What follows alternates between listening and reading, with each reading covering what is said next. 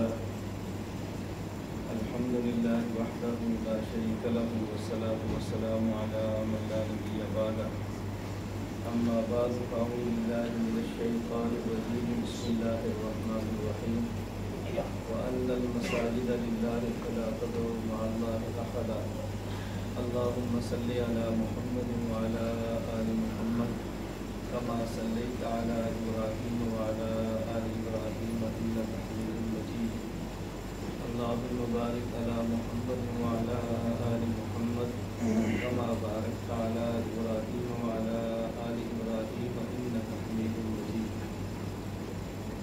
اللہ رب العزت کا ہم سب پر ایک بہت بڑا احسان یہ ہے کہ اللہ رب العزت نے ہمیں انسان بنایا. اگر اللہ رب العزت ہمیں انسان نہ بناتے جانور بنا دیتے ہم اللہ رب العزت کا کیا بگاڑ سکتے؟ ہمیں انسان کی بجائے جانور بناتے تو ہم کا بگاڑ لیں. اللہ نے کرم کیا ہے کہ اللہ نے ہم سب کو انسان بنایا. نمبر 2، اللہ رب العزت نے ہمارے اوپر بہت بڑا احسان فرمایا کہ ہم کو مسلمان بنایا. اسلام اور ایمان کی نعمت آدمی کی صرف محنت سے نہیں، اللہ رب العزت کی عطا اللہ کی ہدایت سے ملتی ہے. تو اللہ نے کتنا کرم فرمایا ہے کہ انہیں ایمان کی نعمت عطا فرمائی. یہ انسان کے بعد ایمان کی نعمت اتنی بڑی ہے اس کا ہمیں دنیا میں اندازہ نہیں ہے.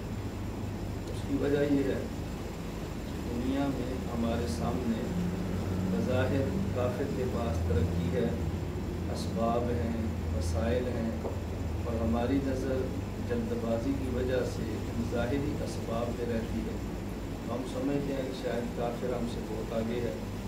اور ایمان کتنی بڑی نعمت ہے اس کا اصل اور حقیقی اندازہ اس وقت ہوگا جب یہ دنیا کی آنکھ بند ہو جائے گی، انسان پر موت آئے گی، قبر کی زندگی شروع ہوگی، تو پھر احساس ہوگا کہ ایمان کتنی بڑی نعمت ہے.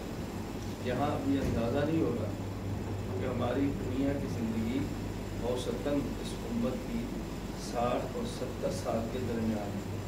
جسے ہم کہتے ہیں نا میکسیمم عمر کتنی ہے. جب یہ کریم صلی اللہ علیہ وسلم کا ارشاد گرامی ہے اعمار امتی من 60 الی 70، کہ میری امت کی عمریں 60 اور 70 سال کے درمیان ہے. یعنی اس امت کے جتنے افراد کا انتقال ہوتا ہے، کوئی بچپن میں، کوئی جوانی میں، کوئی بڑھاپے میں، آپ ایوریج نکالیں گے نا تو فی کس بندہ آپ کو 60-70 سال کی عمر ملے گی. خود نبی کریم صلی اللہ علیہ وسلم کی اپنی عمر مبارک 63 سال ہے، 60 اور 70 کے درمیان ہے. امت کی عمر کے تناسب یہی. تو اللہ کا بہت بڑا احسان ہے کہ اللہ نے ہمیں ایمان اور اسلام اور دین کی نعمت عطا فرمائی ہے. ایمان کتنی بڑی نعمت ہے، کتنی بڑی نعمت ہے. میں اس پر صرف ایک بات عرض کر دیتا ہوں. ظاہر ایمان کی نعمت ہونے پر بیان کیا جائے تو دن اور مہینے سال ختم ہو جاتے ہیں. ایمان اور دین ختم نہیں ہوتا بھی جس کو بیان کرتا ہے. میں اس لیے ایک بات عرض کرتا ہوں. قیامت کے دن کافر کے لیے فیصلہ ہوگا اس کو جہنم میں ڈال دیں، اور اہل ایمان میں سے وہ لوگ جو بد عمل ہوں گے، دنیا میں اعمال اچھے نہیں ہوں گے، ان کے گندے اعمال کی وجہ سے حکم ہوگا ان کو جہنم میں ڈالو. اور جب کافر بھی جہنم میں ہے اور بد عمل مسلمان بھی جہنم میں ہے، اس وقت کافر جہنم میں مسلمان کو ایک تانا دے گا کہ تم دنیا میں کلمہ پڑھتے تھے، خود کو مسلمان کہتے تھے، ہم بھی جہنم کی آگ میں ہیں، تم بھی جہنم کی آگ میں ہو، تو تمہارے ایمان نے تمہیں کیا فائدہ دیا؟ ہماری طرف تم بھی تو جانتے. جب یہ تانا دیں گے اللہ رب العزت کی غیرت کو جوش آئے گا تو اللہ رب العزت جہنم کے فرشتے سے فرمائیں گے کہ ہر وہ شخص جس کے دل میں ایک رتی برابر ایمان بھی ہے اس کو جہنم سے نکال کے جنت میں داخل کریں. قرآن کریم میں ربما یود الذین کفروا لو کانوا مسلمین. اس وقت کافر بڑی حسرت سے تمنا کرے گا اے کاش ہم بھی دنیا میں کلمہ پڑھ لیتے. لیکن کاش سے کام نہیں چلنا. جن نے پڑھا آج ان کا فائدہ ہوگا اور جنہوں نے نہیں پڑھا وہ بہت پیچھے رہ جائے گا. مہمان کتنی بڑی نعمت ہے اس کا اندازہ ابھی کچھ ہے لیکن اصل اندازہ اس کا اللہ دعا ہے کہ موت کے بعد ہی ہوگا.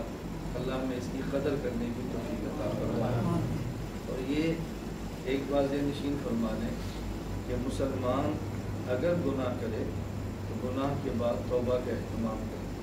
وگرنہ حدیث پاک میں آتا ہے مسلمان ایک گناہ کرے پھر اس کے دل پہ سیاہ نقطہ لگتا ہے، توبہ کرے اللہ اس کو صاف فرما دیتے ہیں. توبہ نہ کرے پھر گناہ کرے ایک اور نقطہ لگتا ہے، پھر کرے پھر اور نقطہ لگتا ہے. گناہ کرتے کرتے اگر بندہ توبہ نہ کرے تو پورا دل سیاہ اتنا ہو جاتا ہے کہ پھر بعد میں انسان کو توبہ کی توفیق نہیں ملتی اور خدشہ ہوتا ہے کہ آدمی کا ایمان ہی ختم ہو جاتا ہے. اس لیے وقتاً فوقتاً آدمی کو توبہ کرتے رہنی چاہیے. اللہ ہم سب کو گناہوں سے معافی مانگنے کی سچے دل سے توفیق عطا فرمائے. مہمان بہت بڑی نعمت ہے. اللہ رب العزت کا احسان ہے کہ اللہ نے مہمان کی نعمت دی ہے. ایک بات چل بڑی کو اور ذہن نشین فرمانے، کافر جہنم میں جائے گا اور اگر بد عمل مسلمان بھی خدا نہ کرے جہنم میں چلا گیا تو دونوں میں فرق ہوگا. ایک فرق یہ ہوگا کہ کافر کو جہنم میں کفر کی سزا دی جائے گی، کافر کو جہنم میں گندے اعمال کی سزا نہیں ملے گی. زنا کی سزا، شراب کی سزا، سود کی سزا، اس کی سزا کافر کو نہیں ملے گی. اور مسلمان کو جہنم میں شراب پینے کی سزا، زنا کی سزا، جھوٹ کی سزا، غیبت کی سزا، ان گناہوں کی سزا ملے گی. اب آپ کو تعجب ہوگا کہ کافر کو ان گناہوں پر سزا نہیں ہوگی تو مسلمان کو ان گناہوں پر سزا کیوں ہوگی؟ فرق کیا ہے؟ اس فرق کو سمجھنے کے لیے اپنے ملک کے قانون کو سمجھنا ضروری ہے. ہانگ کانگ کا قانون آپ سمجھتے ہیں اور میں پاکستان میں ہوں تو پاکستان کا قانون ہم سمجھتے ہیں. یہاں کا قانون کیا ہے آپ بہتر سمجھتے ہیں. تو میرا خیال ہے ہوگا ایسے ہی جیسے ہمارا ہے. جو بات میں سمجھانے لگا ہوں، اگر کوئی شخص کسی کو قتل کر دے، ہمارے یہاں اس پر جو جرم ہے دفعہ ہے وہ 302 کی ہے. یہاں کون سی ہمیں نہیں پتا. اب اگر کوئی شخص کسی کو قتل کر دے تو اس پر 302 کی دفعہ لگ جاتی ہے، FIR کٹ جاتی ہے. اس کے بعد پھر اسلحہ بھی ہوتا ہے. وہ اسلحہ اگر قانونی اور لائسنسی نہ ہو اس پر کیس ہوتا ہے. 14, 20, 65 یہ دفعہ ہوتی ہے پاکستان میں. آگے اسلحہ کون سا پکڑا گیا ہے اس میں مخصوص اسلحے کی مخصوص دفعات بھی ہوتی ہیں، وہ بھی اس کے پاس لگی ہیں. اب مقدمہ قتل بھی ہے، مقدمہ اس کے اوپر اسلحے کا بھی ہے. اچھا اسی طرح اس نے جب ایک بندے کو مارا ہے، ساتھیوں کو زخمی کیا ہے، اس کے اوپر وسعت حد بھی لگی ہے، سزا لگی، اس نے زخمی کی ہے. اب دیکھو اس کے اوپر 302 مقدمہ قتل بھی ہے، اچھا زخم کرنے کا بھی ہے اور ناجائز اسلحہ رکھنے کا بھی ہے. لیکن جب یہ عدالت میں جاتا ہے تو اس کا کیس سب سے پہلے جو سنا جاتا ہے وہ 302 کا سنا جاتا ہے، اسلحے کا نہیں سنتی. اسلحہ ایک طرف رکھ دیتے ہیں، پہلے یہ کیس سن لو. اگر 302 مقدمہ قتل سے بری ہو گیا تو پھر جج کہتا ہے اس کا اسلحے والا کیس ملے گا. اور اگر مقدمہ قتل سے بری نہ ہو، اس کو سزائے موت مل جائے تو دوسرا کیس اس کا پھر پینڈنگ رکھ دیا، ایک طرف رکھ دیتے. کیوں؟ اس لیے کہ مقدمہ قتل کی سزا سزائے موت ہے. باقی جو جرم تھی ان کی سزا تو 2 سال 4 سال 5 سال تھی. تو جب سزائے موت کی کوشری سے نکلے گا، جیل سے باہر نکلنے کی صورت ہوگی تو پھر 2-4 سال کی بات آئے گی. تو مقدمہ قتل کی سزا اتنی بڑی ہے کہ باہر نکلنے کی صورت ہی کوئی نہیں ہے. اب چھوٹے چھوٹے کیس اس کے سماعت کرنے کا فائدہ کیا ہوگا؟ لیکن اگر ایک آدمی پر کیس ہی اسلحے کا ہے تو اس کا تو اسلحے کا کیس سنیں گے نا. ایک آدمی پر کیس ہی کسی کو مارنے کا ہے، مارنے کا کیس سنیں گے نا اس کا. میں اس لیے عرض کر رہا ہوں اب کفر ایسے سمجھیں کہ جیسے 302 ہے، 302 کی سزا کیا؟ سزائے موت. جیل سے نہیں نکل سکتا، جیل میں ہی مرنا ہے. اور کفر کی سزا کیا ہے؟ اس نے ہمیشہ جہنم میں رہنا ہے، جہنم سے نکلنی نہیں. شراب کی سزا یہ نہیں کہ ہمیشہ جہنم میں رہنا، ایک وقت آئے گا ختم ہو جانی اور نکل جانا. اگر سود کھایا تو اس کی سزا یہ نہیں کہ ہمیشہ جہنم میں رہنا، سزا پوری ہوگی تو نکل جائے گا. تو اب کفر کی سزا اتنی بڑی ہے کہ اس کے ہوتے ہوئے شراب اور زنا اور چوری کے کیس کی سماعت کی ضرورت ہی نہیں ہے. اور مسلمان پر کفر کی دائمی سزا تو ہے نہیں. اب اس کی سزا کون سی ہوگی ہے؟ شراب کی ہے، چوری کی ہے، زنا کی. اس لیے میں بات سمجھا رہا ہوں کہ کافر کے کفر کی سزا اتنی بڑی ہے کہ باقی کیسوں کی ضرورت ہی نہیں ہے. اور مسلمان کے نام مال میں کفر تو ہے ہی نہیں نا. جو کفر سے چھوٹے کیس ہے وہ ہیں شراب اور زنا وغیرہ. تو جب اس کا کیس سنا ہی نہیں جائے گا کافر کا تو اس کو سزا دینے کی ضرورت نہیں پڑے گی. اور مسلمان کے کیس چھوٹے ہیں تو انہیں کیسوں میں سزا ہوگی نا. اب میرا خیال ہے بات آپ کو سمجھ آ گئی ہوگی کہ کافر کے اعمال پر سزا نہیں ہوگی، صرف عقیدے پر ہوگی. اور مسلمان کا عقیدہ ٹھیک ہوگا تو اس کی سزا صرف اعمال پر ہوگی، عقیدے پر نہیں ہوگی. یہ بات اب ذہن نشین ہوگی. ایک بات اور سمجھ لیں اس حوالے سے، کافر جہنم میں جائے گا سزا تو اس کو بھی ہوگی. اللہ نہ کرے اگر کوئی بدعمل مسلمان جہنم میں جاتا ہے سزا اس کو بھی ہوگی. لیکن دونوں میں فرق کیا ہے؟ یہ بڑا اہم پوائنٹ ہے، اس کو سمجھنا. کافر کو جہنم کی سزا یہ عذاب کے طور پر ہوگی، اور مسلمان کو جہنم کی سزا یہ عذاب نہیں ہوگا، یہ تزکیہ ہوگا. عذاب کسے کہتے ہیں؟ عذاب کا تفسیر جمل میں معنی لکھا ہے کہ عذاب کہا جاتا ہے، عذاب کہتے ہیں علم الحی، زندہ آدمی کو تکلیف دینا. کیوں؟ اس کو ذلیل اور رسوا کرنے کے لیے. عذاب کا معنی ہوتا ہے زندہ آدمی کو تکلیف دینا، اس کو ذلیل کرنے کے لیے. اور مسلمان کو اللہ کسی حالت میں ذلیل کرنا پسند نہیں کرتا. مسلمان کو سزا کیوں ہوگی؟ اس لیے کہ اس نے ایمان کی وجہ سے جنت میں جانا ہے، اور جنت پاک ہے، وہاں ناپاک بندہ نہیں جا سکتا. اور گناہ کی وجہ سے بندہ ناپاک ہوتا ہے، تو اس کو اللہ جہنم میں جو بھیجیں گے وہ ذلیل کرنے کے لیے ہی نہیں، گناہوں کی نجاست کو دھونے کے لیے. اور کافر کو جہنم میں بھیجیں گے سزا دے کر ذلیل کرنے کے لیے. تو مسلمان کی سزا دینے کی وجہ ذلیل کرنا نہیں ہے، مسلمان کو سزا دینے کی وجہ اس کو پاک کرنا ہے. تو کافر کی سزا کی وجہ اور ہے اور مسلمان کی سزا کی وجہ اور ہے. میں اس کو مثال دوں تو شاید بات آپ کو بہت جلدی سمجھ آئے. اگر آپ کا بیٹا کوئی چھوٹا موٹا قصور کر لے اور آپ بیٹے کو ڈانٹیں، آنکھ نکالیں یا کبھی تھوڑا مار بھی دیں، تو آپ کا مقصد بیٹے کو ذلیل کرنا ہوتا ہے، تنبیہ کرنا ہوتا ہے. اور اگر آپ کا مخالف آپ کی دکان میں اس کو آپ ڈھوریں تو اس کا کیا مقصد ہوتا ہے؟ تنبیہ کرنا. دفعہ ہو جائے یہاں سے، نکل جا یہاں سے، آرام زیادہ نکل جا. بیٹے کو یہ نہیں کہتے. بیٹے کو جو سزا دیتے ہیں تنبیہ کرنے کے لیے، سمجھانے کے لیے، تاکہ آئندہ یہ کام نہ کرے. اور جو آپ کے جس سے دشمنی ہے اس کا یہ مقصد نہیں ہوتا. اس کو مقصد کیا ہوتا ہے؟ ذلیل کرو، رسوا کرو. 10 بندوں کے درمیان تھپڑ مارو. کیوں مارتے ہیں؟ تاکہ پوری دنیا تماشا دیکھے کہ میں نے اس کو مارا ہے، یہ ذلیل ہو. اور اگر استاد درس گاہ میں بچے کو کھڑا کر کے سزا دے تو استاد کا مقصد بچوں کے درمیان اس کو ذلیل کرنا نہیں ہوتا، اس کو تنبیہ کرنا ہوتا ہے کہ نیا سبق یاد کر کے لایا کرے. تو اسی طرح کافر کا اور مسلمان کا معاملہ بالکل جدا ہے. میں عرض یہ کر رہا تھا کہ اللہ کا بہت بڑا احسان ہے کہ اللہ نے ہم کو دین اور ایمان کی نعمت عطا فرمائی ہے. اللہ اس کی ہم سب کو قدر کرنے کی توفیق عطا فرمائے. اور تیسری نعمت اس کے بعد اللہ رب العزت کی طرف سے بہت بڑا انعام یہ ہے کہ اللہ پاک نے ہمیں حضور اکرم صلی اللہ علیہ وسلم کا امتی ہونے کا شرف بخشا ہے.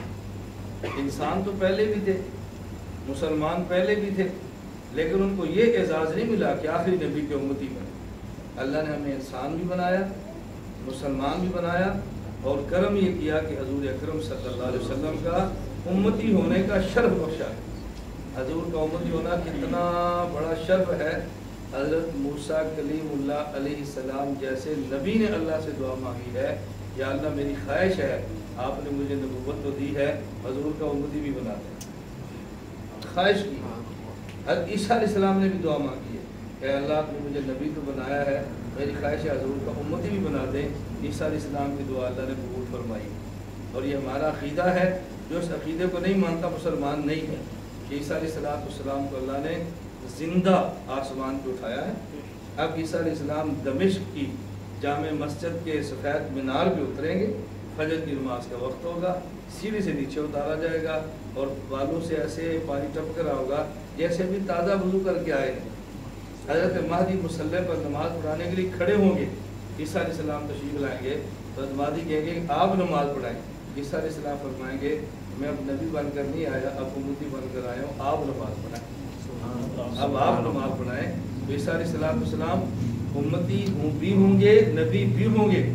امتی ہونے کا معنی یہ نہیں ہے کہ آپ کی نبوت ختم ہو جائے گی. اس کی مثال ایسے سمجھ لو کہ جیسے ایک صدر پاکستان ہے، وہ اگر یہاں پر ہانگ کانگ دورے کے لیے آ جائے تو ہانگ کانگ آنے کے بعد یہاں اس کے اختیارات صدارت کے نہیں چلیں گے، لیکن پاکستان کی صدارت ختم تو نہیں ہوگی. اس ملک کا صدر بھی ہوگا اور اس ملک کا مہمان بھی ہوگا. بالکل عیسیٰ علیہ الصلوۃ والسلام نبی بھی ہوں گے. اب ہم ان کا کلمہ نہیں پڑھیں گے, کیوں؟ نبی تو بنی اسرائیل کے تھے, نبوت ان کی ختم نہیں ہوگی, لیکن اب آئیں گے تو امتی ہونے کی حیثیت سے آئیں گے. تو حضور پاک صلی اللہ علیہ وسلم کا امتی ہونا کتنا بڑا اعزاز ہے. اللہ نے ہمیں نبی کریم صلی اللہ علیہ وسلم کا امتی ہونے کا شرف بخشا ہے.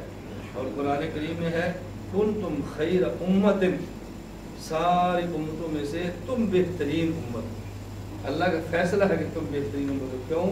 جب اس کا نبی سارے نبیوں سے افضل ہے, جو اللہ نے کتاب دی ہے وہ تمام کتابوں سے اعلیٰ ہے, اللہ نے جو شریعت دی ہے وہ تمام شریعتوں سے اعلیٰ ہے, تو پھر یہ امتی تمام امتوں سے اعلیٰ کیوں نہیں ہوگا؟ اور میں کنتم خیر امت, تم بہترین امت ہو. اللہ نے قرآن کریم میں فرمایا وَكَذَلِكَ جَعَلْنَاكُمْ أُمَّةً وَسَطًا, تم معتدل امت ہو. افراط اور تفریط تمہارے اندر یہ نہیں ہے, تم معتدل امت ہو. تو اللہ کا کرم ہے کہ اللہ نے حضور اکرم صلی اللہ علیہ وسلم کا امتی ہونے کا شرف بخشا ہے. دنیا میں امتی ہونا حضور کا اعزاز تو ہے ہی. میں سوال ایک آخری بات کہتا ہوں, قیامت کے دن ہر آدم سے لے کر عیسیٰ علیہ السلام تک جتنے انبیاء ہیں ان کے کلمہ کو امتی بھی ہوں گے, اور حضور اکرم صلی اللہ علیہ وسلم کے کلمہ کو امتی بھی ہوں گے. جب ان سب کو ملائیں گے تو میدان معاشر میں جو صفحے بنے گی وہ 120 بنے گی. ٹوٹل صفحے کتنی ہوں گی؟ 120. ان 120 میں سے 40 صفحے سارے انبیاء کی امتوں کی ہوگی, اور 80 صفحے تنہا رسول اللہ صلی اللہ علیہ وسلم کی. اہل جنت میں ہماری تعداد کتنی زیادہ ہوگی آپ سوچ سکتے؟ اچھا, اس سے بھی عجیب تر بات کہ نبی پاک صلی اللہ علیہ وسلم کی امت کا قیامت کے دن حساب پہلے ہوگا, اور جنت میں جانے والی سب سے پہلے یہ امت. اتنا بڑا اعزاز ہے. اس پر ایک سوال آدمی کے ذہن میں آنا چاہیے, اگر ذہن ہو. اگر ذہن نہ ہو پھر تو سوال آتا ہی نہیں, پھر تو مزے ہی مزے ہیں, پھر سوال ہی نہیں آتا. سوال کے ذہن میں آنا چاہیے کہ دیکھو آدم علیہ السلام سے لے کر عیسیٰ علیہ السلام تک جو انبیاء علیہ السلام ہیں ان کی امتیں پہلے آئیں, اور رسول اکرم صلی اللہ علیہ وسلم کی امت سب سے آخر میں آئی. تو جو بندہ سب سے آخر میں مسلمان ہوا اس کو جنت میں پہلے جانا چاہیے یا آخر میں جانا چاہیے؟ آخر میں جانا چاہیے نا. اب یہ تو نہیں آپ بیٹھے مسجد میں ایک بات آتا ہے سب سے آخر میں اور بیٹھتے آگے آگے, آپ کو بھیا یہ ٹھیک نہیں ہے, کندھے مت بنا کو, جب بات میں تو پیچھے بیٹھو, تو آگے بتاؤ. میں اپنے بیانات میں یہ تنبیہات کرتا رہتا ہوں. ہمارے بیان میں بعد میں پھر آگے بیٹھنے کی کوشش کریں, میں بیٹھے لوگ سمجھتے ہیں کہ مولانا صاحب ہو سکتا ہے, لیکن جو مسلسل بیان سنتا ہے وہ غلطی ہے, ہمارے بیان میں کبھی نہیں کرتا. یا تو میں مہمان ہوں نا, اس لیے بہت ساری باتیں سوچ سوچ کر کہتا ہوں کہ یہ آپ کا موڈ ہی نہ آپ ہو جائے, یہ آپ کا مائنڈ نہ چینج ہو جائے. آئندہ سالہ میں تو آپ کو کوئی اس مولانا صاحب مت بلاؤ, یہ تو ہر بات سمجھاتا ہے. ایسا بلایا کرو کہ جس کو ہم سمجھائیں. عوام کو ہمیشہ فکر ہوتی ہے کہ مولوی صاحب کو ہم سمجھائیں, یہ عجیب بات. میری بات سمجھ آ رہی؟ ہمارا ایک جگہ بیان تھا نا, مغرب کے بعد بیان ختم ہو گیا, بیٹھے تھے, اب ہم بیٹھ گئے, دو ادھر باتیں کر رہے ہیں. میں نے کہا کیا تماشا ہے, آپ میری وجہ سے آئے ہو, آپ نے گپے لگانی مجھے یہاں کیوں بلایا؟ اب تو میں نے غلط کرے, ٹھیک تھا. آپ جب میں میری وجہ سے تو مجھ سے مسئلے پوچھو, میرے ساتھ بات کرو. جب میں چلا جاؤں گا تو آپ گپے لگاؤ, تمہیں کون منع کرتا ہے؟ اور یہ محض اس وجہ سے ہے کہ ہمارے دل میں علم اور اہل علم کی قدر نہیں. اور یہ قصور آپ کا نہیں ہے, میں آپ کو کچھ نہیں کہتا, قصور آپ کا کیوں نہیں ہے؟ یا تو آپ کو سطح کا عالم ملتا نہیں کہ جس کی بات سنے تو آپ کو مزہ آئے, اور یا ملتا ہے تو آپ کو سمجھاتا نہیں کہ یار میں نے سمجھایا تو روٹ جائے گا. ہماری یہ ٹینشن ہی نہیں. آپ روٹیں گے آپ کا نقصان ہے, آپ ناراض ہوں گے آپ کا نقصان ہے, آپ محسوس فرمائیں گے آپ کا نقصان ہے, ہمارا کچھ بھی نقصان نہیں ہے. کیوں؟ جو مال آپ کے پاس ہے وہ دنیا میں ہر بندے کے پاس ہے, اور جو مال میرے پاس ہے نا وہ آپ کو تلاش کرنے سے بھی نہیں ملے. یہ میں مذاق نہیں کرتا. آپ بڑی بڑی جگہوں پہ گھوم جاؤ گے, جو دولت ہمارے پاس ہے نا وہ کہیں سے نہیں ملتی. ابھی چند ماہ پہلے ہندوستان دارالعلوم دیوبند کے پاس فضلاء مفتی, پہلے وہ عالم بنے پھر مفتی بنے, پھر میرے پاس آئے پڑھنے کے لیے. تو جب انہیں جانا تھا میں نے ان کے اعزاز میں اپنے سرگودہ شہر کے چند علماء کو جمع کیا, تو چلو اعزاز کریں ان کا. ہمارے ایک عالم نے پوچھا کہ یار تم یہاں کیوں آئے ہو اس کے پاس, تم تو دارالعلوم دیوبند پڑھتے ہو, یہاں کیوں آئے ہو؟ ہمارا سب سے بڑا ادارہ دارالعلوم دیوبند ہے ہندوستان, یہاں کیوں آئے؟ ان کا بڑا عجیب جواب تھا. انہوں نے کہا جو کچھ اس کے پاس ہے نا وہ ہمیں دارالعلوم دیوبند بھی نہیں ملتا. اگر وہاں ملتا ہوتا تو اس کے پاس کیوں آتے؟ یہ میں مذاق کی بات نہیں کرتا، آپ میں سے وہ لوگ جن کا علم سے تعلق ہے نا، وہ سمجھتے ہیں کہ ہمارے پاس کون سی دولت ہے جو ہم دنیا میں تقسیم کرتے ہیں اور فری تقسیم کرتے ہیں، آپ سے بھیک مانگ کے تقسیم نہیں کرتے، بھی پیسے دو گے تو پھرائیں گے، ٹکٹ دو گے تو پھرائیں گے۔ اللہ کا بہت کرم ہے، میں جب بھی کسی ملک میں سفر کرتا ہوں تو ٹکٹ مانگ کے سفر نہیں کرتا، جب جاتا ہوں تو بعض ہدیے دیتے ہیں، ٹکٹ پورا ہوتا ہے، اور بعض نہیں دیتے، نہیں پورا ہوتا۔ آپ اس حیران ہوں اس بات پر کہ میں ہر ماہ کسی نہ کسی ملک کا سفر کرتا ہوں، اور جس ٹریول ایجنٹ سے ٹکٹیں لے کر سفر کرتا ہوں ابھی تک اس ٹریول ایجنٹ کا مقروض ہے۔ آپ مانیں گے اس بات کو؟ پاکستان کا بھی کوئی بندہ نہیں مانے گا، اتنی دنیا میں سفر کرتا ہے اور ٹریول ایجنٹ کا بھی یہ مقروض ہے۔ آپ بتائیں پھر ہم آپ مجھے کتنے پیسے دیتے ہوں گے کہ میں ٹریول ایجنٹ کا بھی مقروض رہتا ہوں؟ تو جب بندے نے یوں چلنا ہو تو پھر مسئلہ تو صاف سمجھانا چاہیے نا۔ اللہ کا شکر ادا کریں کہ ایسے علماء کو ملے جو آپ کو مسئلہ خالص بتائیں، یہ اللہ کا بہت کرم ہے، بہت کرم ہے کہ خالص مسئلہ بتانے والے ہمیں مل جائیں۔ اللہ اس نعمت کی قدر کرنے کی توفیق عطا فرمائے۔ پوری دنیا میں گھومنے کے باوجود ہر ماہ کا پہلا جمعہ اپنے گاؤں پڑھاتا ہوں، پہلی جمعرات اپنے مدرسے مرکز پڑھاتا ہوں، پہلا ہفتہ مغرب کو عصر کو درس دیتا ہوں، پہلی اتوار صبح 9 بجے اردو سبق دیتا ہوں، یعنی میں نے دن پکے رکھے ہیں، میں اپنے علاقے میں دیتا ہوں، اور میں اپنے علاقے والوں سے کہتا ہوں تم خوش قسمت ہو، تم بہت خوش قسمت ہو کہ تمہیں ایسا عالم ملا ہے جو صحیح مسئلہ بتاتا ہے، صحیح مسئلہ۔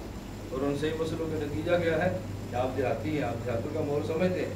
میرے گاؤں میں 5 مسئلے ہیں، جمعہ ایک مسئلے میں ہوتا ہے، 5 میں نہیں ہوتے، اور ہمارے گاؤں میں 5 مسئلے ہیں، اور عید باہر گراؤنڈ کے اوپر ہوتی ہے، اور ہر بندہ اپنے گھر سے مسلح لے کر آتا ہے، تو مسلح بھی اپنا اٹھا کے لاؤ، ایک دن عیدگاہ باہر عید کی نماز پڑھنا سنت ہے۔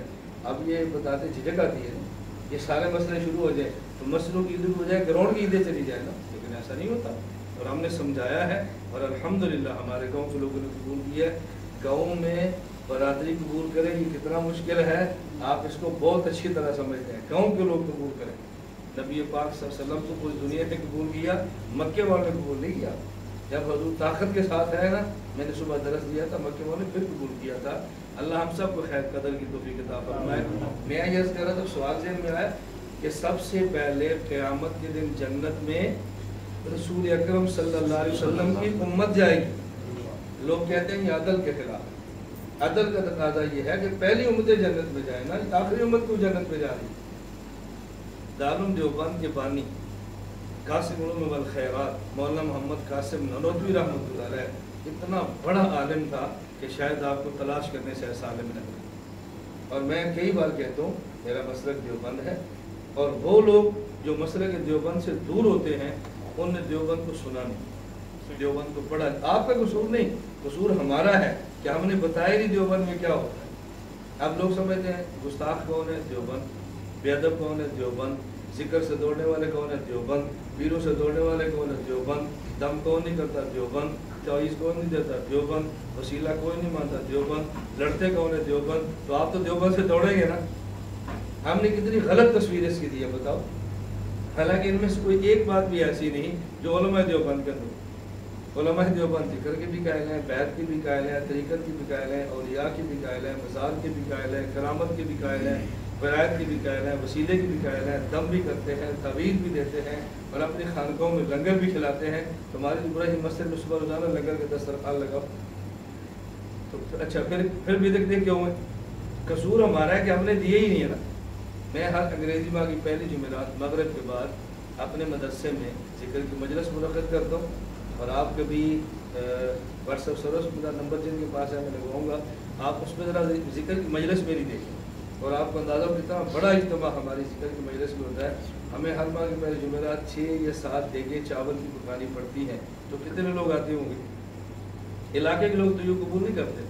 ہمارے گاؤں کا آدمی تھا تو اس کے پاس ایک چھوٹا سا گدھا ہے، گاڑی ہے، اور کام کرتا مزدور آدمی ہے۔ اب میں جگہ نہیں بتاتا وہ کہاں گیا، محرم تھے تو وہ کسی جگہ گیا 3 دن کے لیے۔ میں نے کہا کہاں گیا تھا؟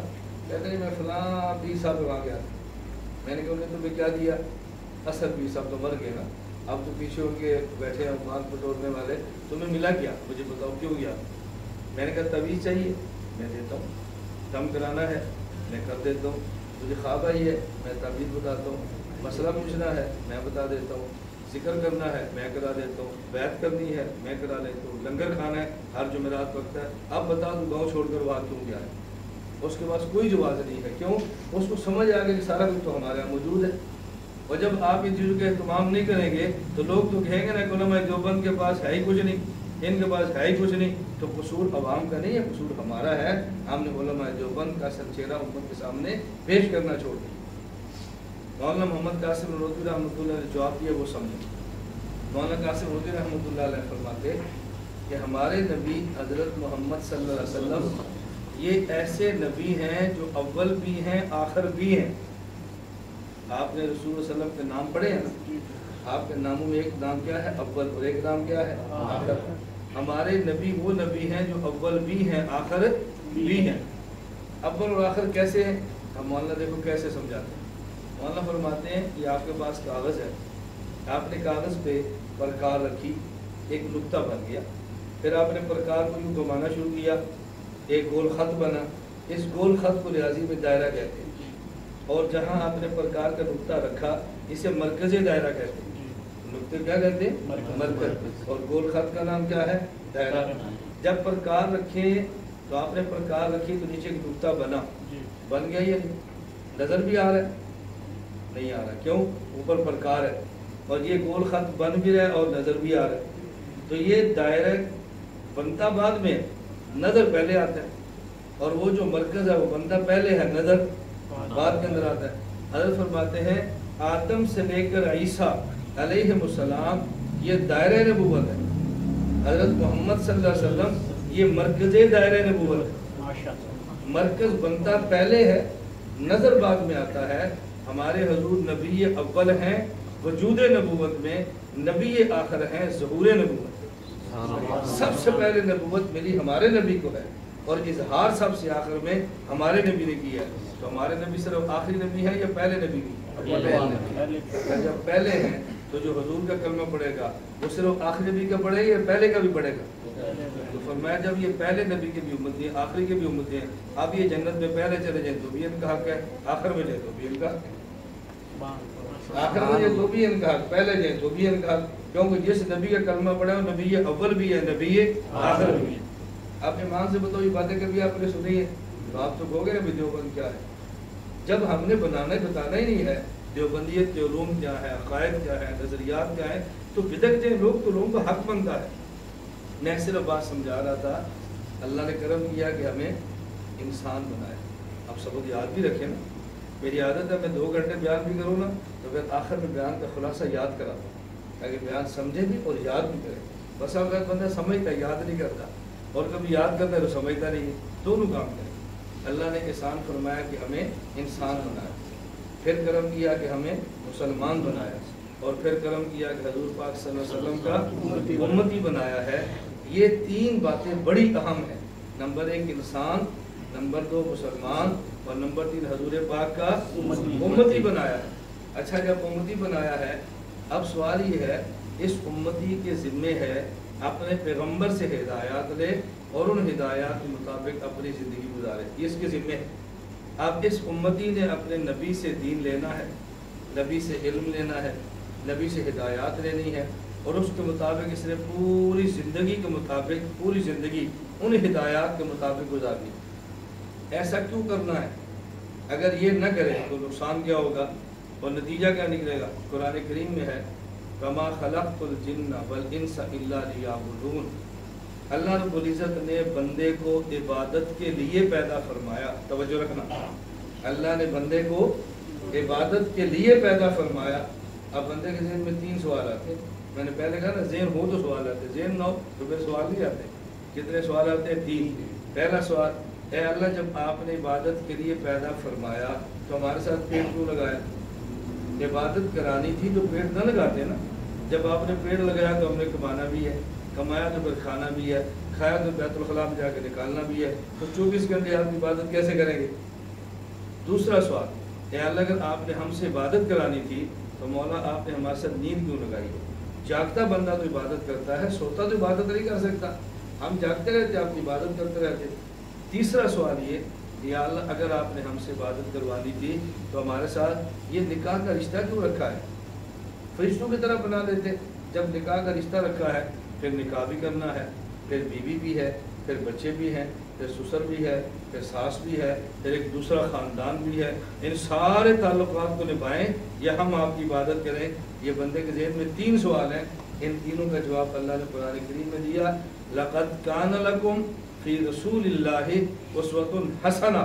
ان 3 سوال کا جواب یہ ہے کہ تم یہ سمجھتے ہو عبادت نام ہے نماز روزے کا. نماز روزے کا نام عبادت نہیں ہے. عبادت نام ہے میرے محمد صلی اللہ علیہ وسلم کی اداؤں کا. عبادت نام ہے میرے محمد کی اداؤں کا. اس کا نام عبادت ہے.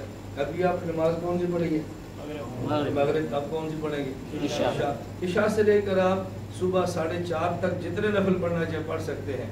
اور جب 4:30 ہو جائیں، آج کل غالباً 4:32 33 میں فجر ہوتی ہے، اب اس کے بعد آپ نفل پڑھ سکتے ہیں. کیوں؟ حضور نے نہیں پڑھے، ہم کیسے پڑھ سکتے ہیں؟ آپ صبح صادق سے لے کر غروب آفتاب تک کھانا پینا چھوڑ دیں، روزہ ہے، اور جب غروب آفتاب ہو جائے تو پھر کھانا کہ نہیں؟ روزہ لمبا کر لے کے ثواب ہوگا یا گناہ ہوگا؟ کیوں؟ یہاں تک رکھے. عید کے دن آپ روزہ رکھے پہ تو ڈبل ثواب ملنا چاہیے نا. جب ساری دنیا کھا رہی ہے اور آپ روزہ رکھو، آپ تو زیادہ نیک بن جائیں گے. نیکی ہوگی یا گناہ ہوگا؟ کیوں؟ معلوم ہوا کہ روزے کا نام عبادت نہیں ہے. عبادت نام ہے ادائے پیغمبر. عشاء کی رکھتے کتنی ہیں؟ 4. آج مفتی صاحب کہتے 6 پڑھا. آپ ان کی تنخواہ بڑھا دو گے یا مسجد سے نکال دو گے؟ تنخواہ بڑھاؤ. 2 رکعتیں آپ کو زیادہ پڑھائیے. اب آپ ہر بندہ آپ کا مفتی ہے، نام مفتی صاحب 4 پڑھائیں، بھائی 6 کیوں نہیں پڑھتے؟ یہ جو آخری 2 رکھتے اس میں قرآن پڑھا ہے، رکوع کیا ہے، سجدہ کیا ہے، کیا جرم کیا کیا ہے؟ آپ سب کیا کہنا نا سب ٹھیک ہے، لیکن یہ حضور کی ادا نہیں ہے.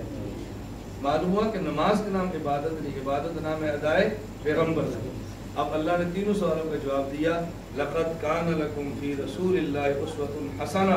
میں نے اپنا محمد صلی اللہ علیہ وسلم تمہیں اسوہ اور نمونہ بنا کے دے دیا ہے.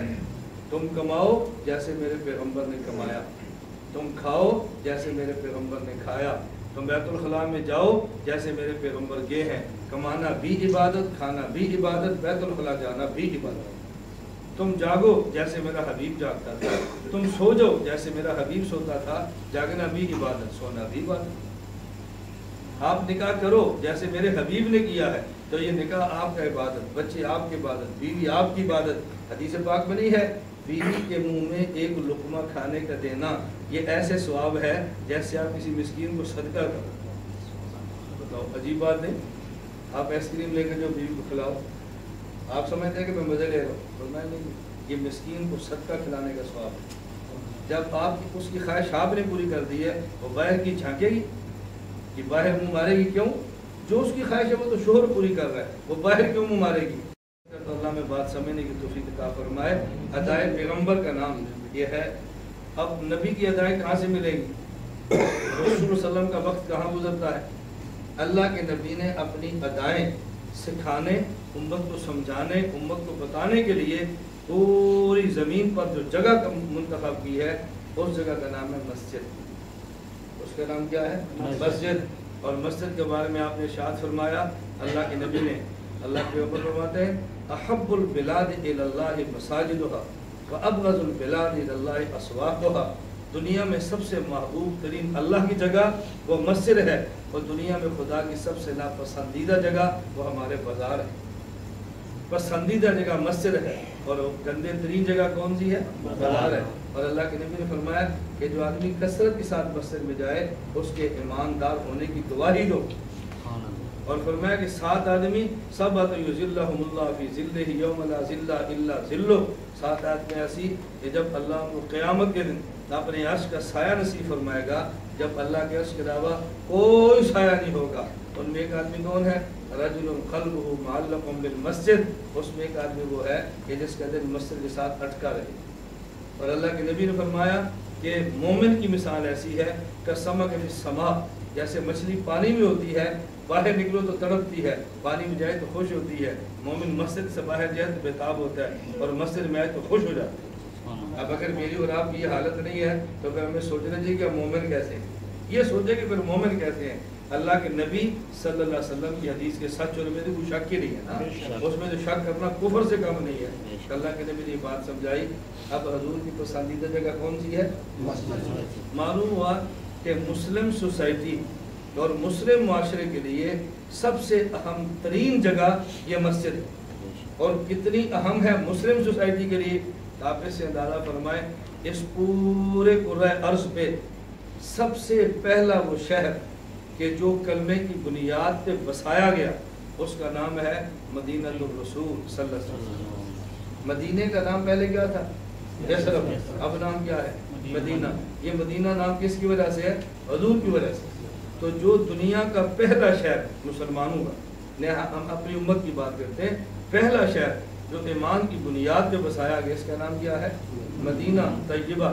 اور جب اللہ کے نبی مدینہ طیبہ آئے جہاں آپ نے رہنا تھا، اللہ کے پیغمبر کی ازواج مطہرات کے حجرے بعد میں بنے ہیں، مسجد نبی پہلے بنے. حضور پاک نے مسجد نبی پہلے بنائی اور حجرے بعد میں بنا. اس کا معنی یہ ہے کہ جب بھی مسلمان نے کہیں سوسائٹی بات کرنی ہو، کہیں پلاٹنگ کرنی ہو، کہیں نے کوئی سوسائٹی بنانی ہو تو سب سے پہلے کون سی چیز بنائے؟ مسجد. اور ہم سب سے آخر میں کون سی بناتے ہیں؟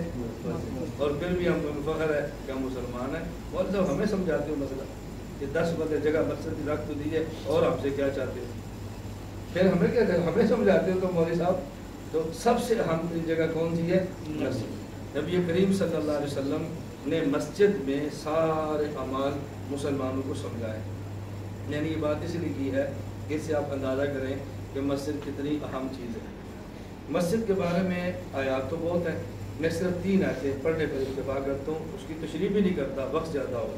پہلی بات اللہ فرماتے ہیں انما یعمر مساجد اللہ من آمن باللہ والیوم الآخر واقام الصلاۃ وآتى الزکاۃ ولم یخش الا اللہ. مسجد آباد وہی کرتا ہے جو اللہ پر ایمان لاتا ہو، قیامت کے دن پر ایمان لاتا ہو، نماز کی پابندی کرتا ہو، زکوٰۃ ادا کرتا ہو اور اللہ کے علاوہ کسی سے نہ ڈرتا ہو. مسجد کو آباد یہی مسجد کو آباد یہی کرتا ہے. اس کا معنی جو مسجد کو آباد کرنے والا ہے اس کے اندر یہ 5 صفتیں ہیں. نمبر 1 اللہ پر ایمان، نمبر 2 قیامت پر ایمان، نمبر 3 نماز کی پابندی، نمبر 4 زکوٰۃ کی پابندی اور نمبر 5 صرف کس سے ڈرتا ہے؟ اللہ سے. اب آپ کو اندازہ فرمائیں میں اگر ایک بات پہ بولنا شروع کروں تو ہمیں کتنا وقت یہ بات سمجھانے کے لیے. اتنی بات ہوتا ہے ہوگی نا کہ آدمی مسجد بناتا ہے اپنے لیے اللہ کے لیے، اپنے لیے بناتے ہیں اللہ کے لیے. تو پھر ہم کیوں کہتے ہیں جی میں مسجد کے لیے $1 ملین دیتا ہوں لیکن میری شرط یہ ہے. یہ شرطیں کیوں پڑھ رہے ہیں؟ اس کا معنی کہ اللہ کے لیے پیسے نہیں دے رہا، اس کی منشا کچھ اور ہے. مجھے بھائی زبیر نے یہاں بتایا اور مجھے بڑا دل خوش ہوا. بھائی صاحب کے سب سے میں روزانہ ملتا ہوں، روزانہ ہماری میٹنگ ہوتی ہے. بھائی زبیر نے فرمایا کہ ہماری ترتیب ہے ہم مسجد میں چندے کے لیے چادر نہیں پھیلاتے. ہم نے بکس رکھا ہوا ہے کہ جس کا جی چاہے اس بکس کے اندر ڈال دے. یہ وہی ڈالے گا جو اللہ پر ایمان آتا ہے. جو اللہ کے لیے دینا چاہتا ہے اس میں $1,00,000 پھینکے گا اور پھینک کے چلا جائے گا. اور جس نے مسجد میں اپنی سدھراہٹ دکھانی ہے تو مولوی صاحب کی AC میں لگوانا ہے، قلیم میں بچھاؤں گا، فلاں چیز میں بچھاؤں گا، مجھے اپنی مسجد کی کمیٹی کے اندر یہ عہدہ دے. مسجد کی کمیٹی اس لیے نہیں بنتی کہ مسجد کی کمیٹی چودھری ہے. یہ کمیٹی اس لیے بنتی ہے کہ یہ آپ کی خادم ہے. جس کا مزاج خدمت میں نہ ہو اس کو کمیٹی سے نکل جانا چاہیے، اس کو کمیٹی کے اندر نہیں رہنا چاہیے. تو مسجد بنانے والا پہلا کون ہے جو کس کے لیے کام کرتا ہے؟ اللہ کا. اس لیے اللہ کے نبی نے عجیب بات فرمائی، فرمایا من بنا للہ مسجدہ. یہ نہیں فرمایا من بنا مسجدہ جس نے مسجد بنے، فرمایا نہیں من بنا للہ مسجدہ. للہ پہلے ہے، مسجد بعد میں ہے. جس آدمی نے اللہ کے لیے مسجد بنائی اللہ قیامت کے دن جنت میں اس کے لیے محل بنائے. لیکن بنائے کس کے لیے؟ اللہ کے لیے بنائے. بس یہ ذہن بنا لو تو پھر انشاءاللہ سب کچھ آپ کا ہے. اس لیے فرمایا اللہ پر بھی ایمان رکھتا ہو، آخرت پر بھی ایمان رکھتا ہو. جس کا آخرت پہ ایمان نہیں وہ چاہے گا میں مسجد کو پیسے دوں اور میرا دنیا میں نام ہو جائے. وہ آخرت کو تو مانتے ہی نہیں. اگر آخرت مانتا ہے اس کی خواہش ہوگی کہ بھائی اسماعیل میرا کسی کو پتہ نہ چلے، یہ بھائی ساما میرا کسی کو پتہ نہ چلے، بس یہ اللہ کے لیے بس آپ رکھ لیں. اس کا مطلب یہ ہے کہ یہ شخص اللہ کے لیے دے رہا ہے. اور اقام الصلاۃ، خود نماز پڑھتا نہیں، وہ مسجد کی کمیٹی میں ہے. خود نماز پڑھتا نہیں، وہ مسجد کی تعمیر کرتا، بتاؤ میں اس پر کیا شکوہ؟ میں آپ کی کمیٹی کا مجھے نہیں پتا کہ ایسا نہ کہ آپ فٹ کرنا شروع کر دیں کہ مولانا صاحب نے بتایا تھا ایک کمیٹی کا بندہ ایسا بھی ہے، آج یہ بھی تقریر کر دو، آج یہ بھی کر دو. حاشا وکلا، میں مجموعی طور پہ بات عرض کر رہا ہوں.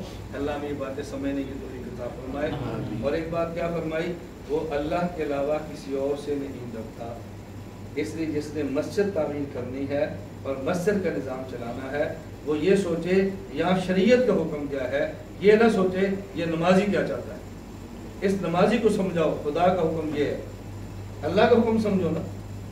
ہمارا سرگودا میرا شہر ہے، اور سرگودا سے مشرق کی طرف چند کلومیٹر کے باہر ہمارا گاؤں ہے، اور سرگودا سے تقریباً 150-200 کلومیٹر مغرب کی طرف ایک ضلع میاں والی ہے. اب میں گھر سے نکلا، میاں والی گیا، میاں والے سے سرگودا شہر آیا، پھر میں نے گاؤں آنا تھا. اب میں سرگودا شہر میں مسافر ہوں، کیوں؟ ابھی گھر نہیں پہنچا، چند کلومیٹر باقی ہے. ظہر کی نماز کا وقت تھا، میں دوست کا ٹھہرا تو مسجد کے امام سے مجھے فرمایا کہ ظہر کی نماز آپ پڑھا دیں. میں نے کہا پڑھا دیتا ہوں. اب میرے ذہن میں ہے ہی نہیں کہ میں مسافر ہوں، شہر میں ہوں نا، تو ذہن میں نہیں آئے گا. اچھا مولانا ذہن میں بھی نہیں مسافر ہے کہ میں شہر کے اندر ہوں. جب میں مصلی پہ کھڑا ہو گیا، نماز کی نیت باندھ لی، تو مجھے خیال ہے میں تو مسافر ہوں. اب میں نے رکعتیں کتنی پڑھانی ہیں؟ تو اور مختلف کتنی پڑھنی ہے؟ کیا مسئلہ کیا ہے کہ جب امام مسافر ہو وہ 2 رکعت پڑھا کے اتحیات و سلام پھر دے، اور مقتدی مقیم ہے تو کھڑے ہو جائیں اور 2 رکعت باقی پڑھیں. لیکن باقی 2 رکعت میں سورۃ الفاتحہ نہ پڑھیں. وہ یوں سمجھے کہ امام کے پیچھے کھڑے ہوئے، یوں سمجھے کہ امام کے پیچھے کھڑے ہوئے ہیں. وہ بالکل کچھ نہ پڑھے، خاموشی سے سورۃ الفاتحہ پڑھنے کے بعد کھڑے رہیں، پھر رکوع کریں اور سجدہ کریں. اب جب میں نماز میں چلا گیا تو میرے ذہن میں اب 2 باتیں آ گئی. اگر میں نے 2 پر سلام پھیرا، یہ تو سارے نمازی مجھے لانتے بھیجیں گے کہ یار تم نماز کیوں پڑھائی ہے. اور اگر یہ آج سے تقریباً 12 سال پہلے کی بات ہے، جب میں اپنے سرگودے میں بھی چند لوگ مجھے جانتے رہے، میری زیادہ تشریح نہیں تھی. زیادہ تشریح ہے جب ٹی وی پر آئے، میڈیا پر آئے، پھر لوگوں نے زیادہ جانا. اور اگر میں سلام نہیں پھیرتا، اپنی عزت رکھتا ہوں، پھر کی نماز تباہ ہو جائے گی، اور قیامت کو اللہ پوچھے گا تو نماز کو خراب کی. تو قیامت کی ذلت سے بہتر ہے کہ دنیا کی ذلت اٹھا. ذلیل تو ہونا ہے نا، قیامت کو کیوں ذلیل ہو. میں نے 2 کے بعد سلام پھیرا، جو میں نے سلام پھیرا لوگ کھڑے ہو گئے. کیوں سلام پھیرا؟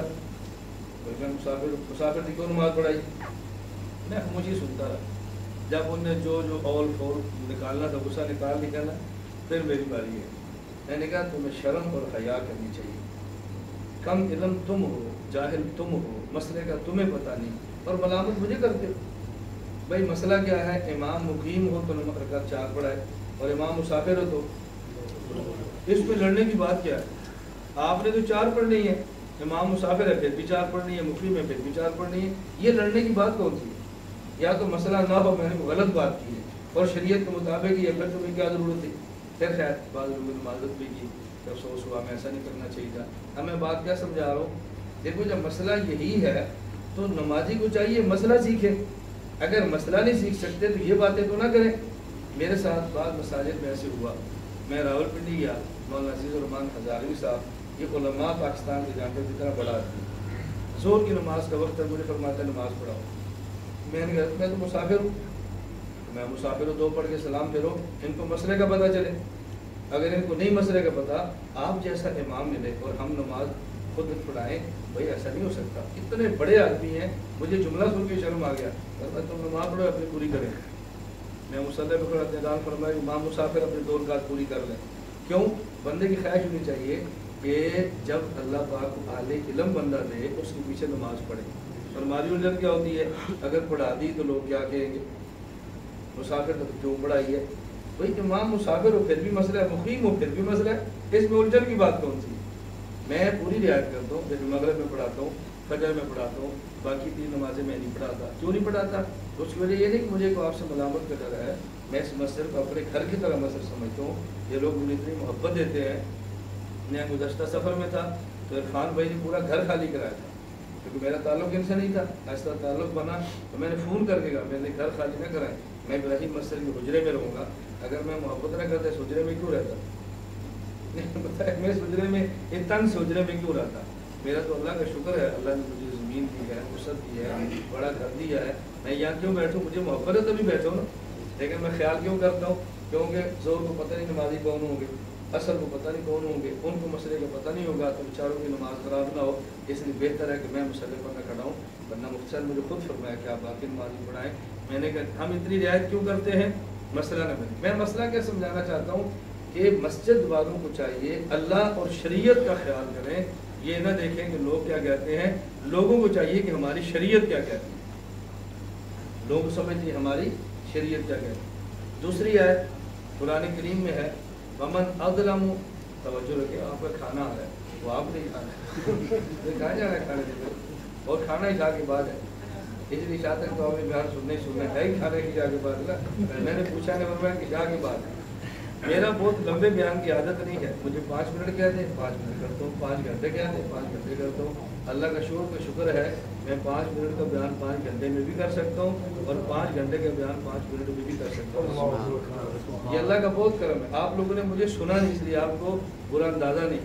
میں نے بھائی زبیر سے کہا تھا کبھی آپ کی مسجد کو پتہ چل جائے نا کہ ہمارے حجرے میں کون بیٹھا ہوا ہے تو ان کو پھر احساس ہو کہ ہمارے پاس بندہ کون بیٹھا۔ اب کیونکہ پتہ ہی نہیں ہے، اور اس پر میں کوئی ایسی بات نہیں کرتا، اللہ تعالیٰ معاف فرمائے، کوئی تفاخر کی بات نہیں ہے۔ رسول اللہ صلی اللہ علیہ وسلم کو طائف والوں نے کتنا مارا تھا؟ جبریل نے کہا حضور آپ بتاؤ یہ کچل کے نہ رکھ دیں۔ اللہ کے نبی نے کیا فرمایا؟ اللہم اہد قومی فإنہم لا یعلمون، اللہ ان کو مارا، ان کو پتہ ہی نہیں میں کون ہوں، ان کو نہ مارا، ان کو پتہ ہی نہیں میں کون ہوں۔ میں نے بھائی زبیر سے کہا تھا کہ آپ کے مسجد کے نمازی کو اندازہ ہی نہیں، اندازہ ہونا پھر آپ کو نہ ان کو خود کہنا پڑے یار مولانا صاحب کا درس رکھو، مولانا صاحب کا بیان رکھو۔ ان حضرات کو اللہ خوش رکھے، ان کی خواہش یہ تھی کہ آپ کے باہر بیان ہوتے ہیں، مسجد میں جمعہ ہوگا تو باہر کے لوگ آتے ہیں، تو کچھ وقت ایسا ہے جس مسجد کے نمازی اور ہماری کمیٹی ہی آپ کا بیان سنیں اور تفصیل سے ان کو بات سننے کا موقع ملے۔ اب 1 گھنٹے میں تو مزید تفصیل ہو نہیں سکتی نا، اس لیے میں سمیٹ دوں۔ ایک آیت اور سمجھیں، وَمَنْ أَظْلَمُ مِمَّنْ مَنَعَ مَسَاجِدَ اللَّهِ أَنْ يُذْكَرَ فِيهِ اسْمُهُ۔ اللہ فرماتے ہیں اس سے بڑا ظالم کون ہے جو مسجد میں اللہ کا ذکر کرنے سے روکے؟ اس سے بڑا ظالم کون ہے جو مسجد میں اللہ کا ذکر کرنے سے؟ اور ہمیں مشورہ کرنا پڑتا ہے کہ مسجد میں ذکر کریں یا نہ کریں، ساتھی محسوس کریں گے یا نہیں کریں گے، لوگ کیا کہیں گے؟ اللہ کیا فرما رہے ہیں؟ اس سے بڑا ظالم کون ہے جو مسجد میں خدا کا ذکر کرنے سے روکے؟ ایسے ہے یہ، اور ہم مشورہ کر رہے ہوتے ہیں کریں یا نہ کریں۔ اس لیے پہلے دن تو میں نے ذکر نہیں کرایا، اور دوسرے میں نے بغیر مشورے کے اعلان کر دیا میں فجر کی نماز بھی پڑھاؤں گا، پھر درس قرآن بھی دوں گا، پھر تھوڑا سا ذکر بھی کراؤں گا۔ ہم نے بغیر مشورے کے اعلان کر دیا، اتنا تو ہمیں بھی دوستی میں حق ہے نا، دوست ہوتے ہیں نا، کچھ نہ کچھ مہمانوں کا بھی حق ہوتا ہے۔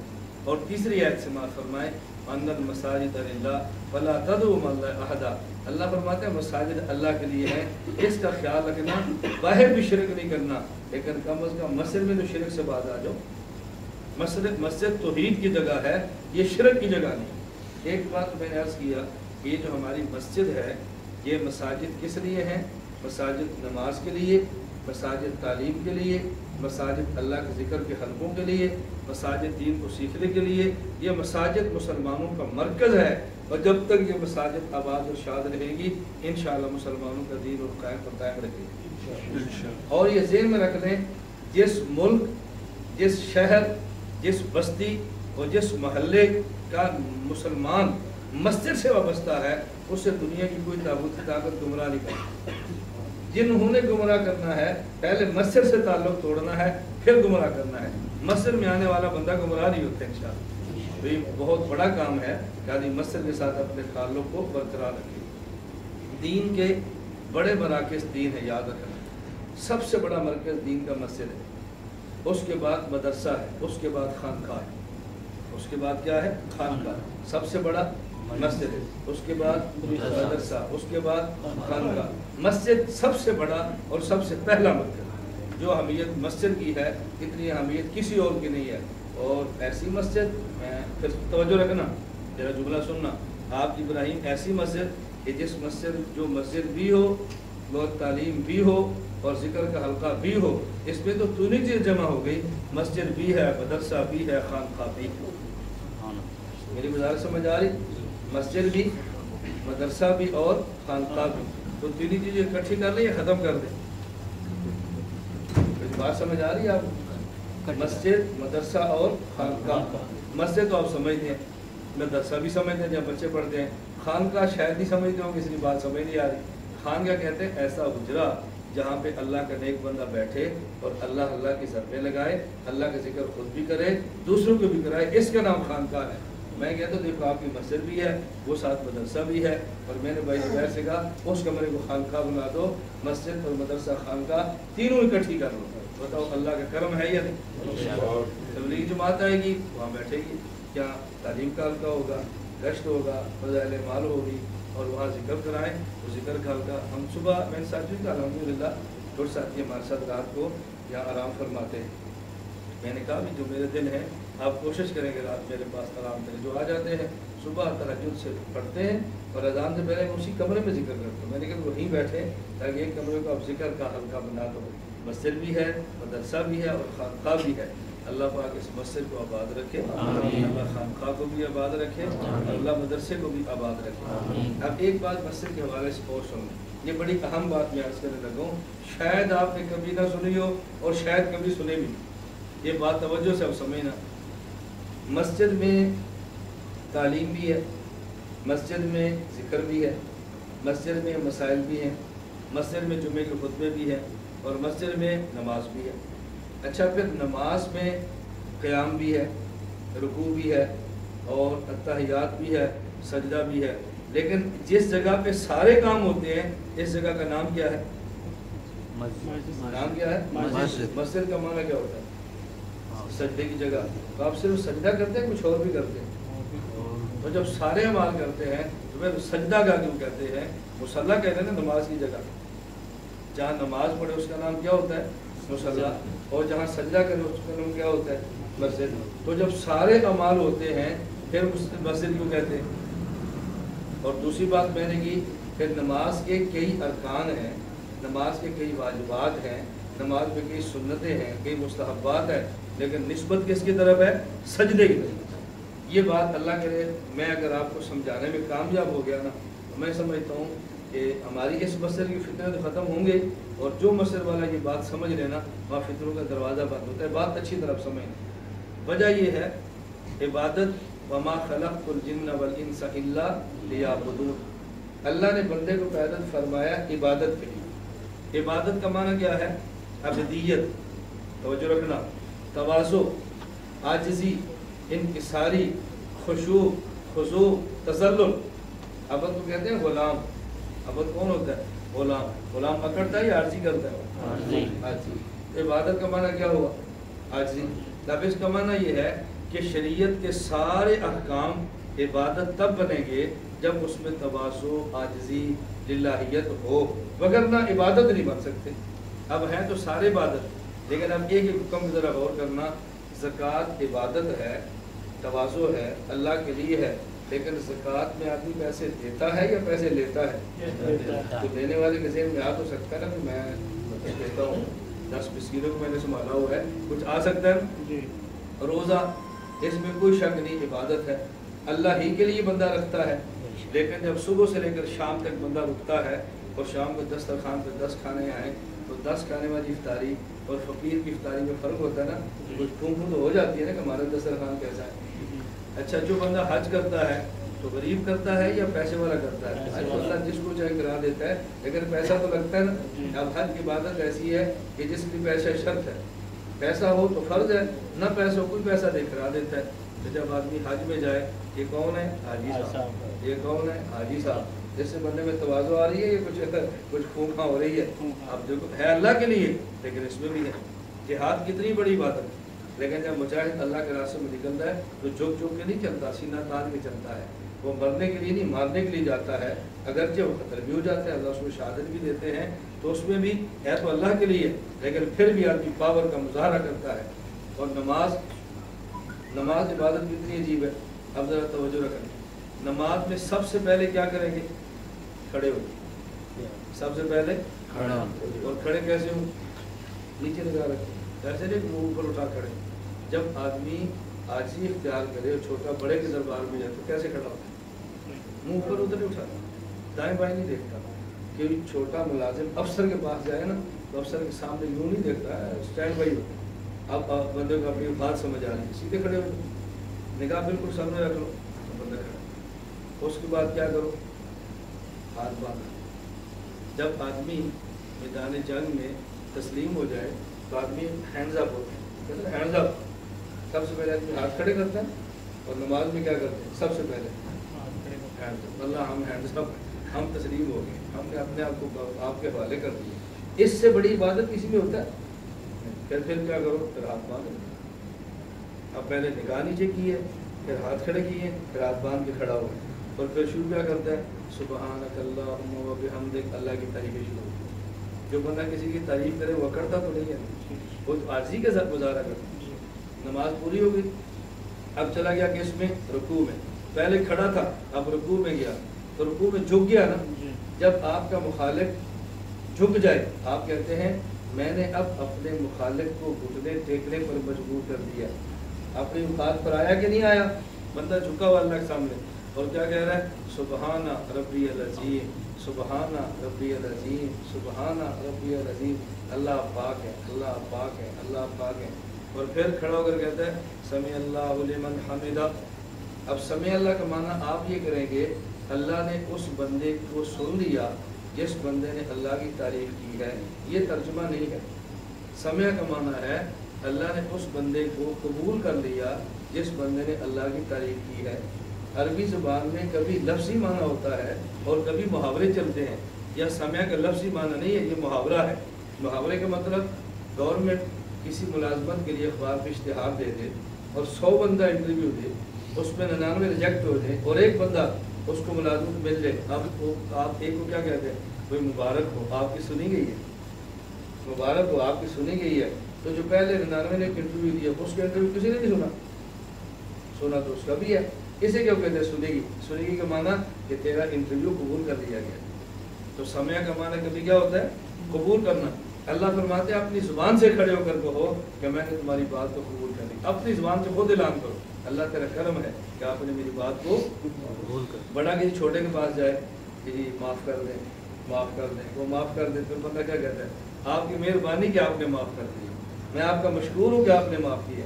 اللہ فرماتے ہیں اب کھڑے ہو کے اعلان کر اللہ آپ کی مہربانی آپ نے قبول فرما لی ہے، میں تو نالائق تھا، گندا تھا. اب اس کے بعد بندہ پھر کہاں جاتا ہے؟ سجدے میں. اور سجدے میں گیا اپنا ناک اپنی پیشانی زمین پہ رکھ دو. وضع الجبہۃ علی الارض، اپنی پیشانی زمین پہ رکھ دو. سب سے آخری مقام عارضی کا یہ ہے کہ آپ کہیں ہمارے مخالف نے ناک کی لکیریں نکالی، ناک رگڑا ہے اس نے ہمارے سامنے، اب بھی میں اس کو یار معاف نہ کرتا تو کیا کرتا؟ لکیریں نکالا، اب میں کیا کروں اس کے سامنے؟ اس سے اوپر میں کیا کرتا اس کے سامنے؟ بندہ جب اپنا ناک اپنی پیشانی بھی اللہ کے سامنے رکھتا ہے، اس کا معنی یہ ہے کہ سارے احکام شریعت میں بات عاجزی ہے. لیکن جو عاجزی نماز میں ہے نا یہ کسی اور میں نہیں. اور نماز میں قیام میں بھی عاجزی ہے، ہاتھ کھڑا کرنے میں عاجزی ہے، ہاتھ باندھنے میں عاجزی ہے. لیکن اس سے زیادہ عاجزی کس میں ہے؟ رکوع میں. اور رکوع سے زیادہ توجہ رکھیں، رکوع سے زیادہ سجدے میں. اس کا معنی یہ ہے کہ پوری نماز میں سب سے زیادہ عاجزی جس رکن میں ہے اس رکن کا نام، اس رکن کا نام کیا ہے؟ توجہ رکھنا. اب بتاؤ سارے اعمال میں جس عمل میں عاجزی زیادہ وہ نماز، اور نماز کے جس رکن میں عاجزی سب سے زیادہ اس کا نام سجدہ. تو اس جگہ کا نام کیا ہے؟ مسجد. جگہ کا نام کیا ہے؟ باقی اعمال کی بجائے نماز، اور نماز میں بھی صرف سجدے کی طرف نسبت کر کے بتایا کہ اب یہ جگہ کا نام مسجد ہے.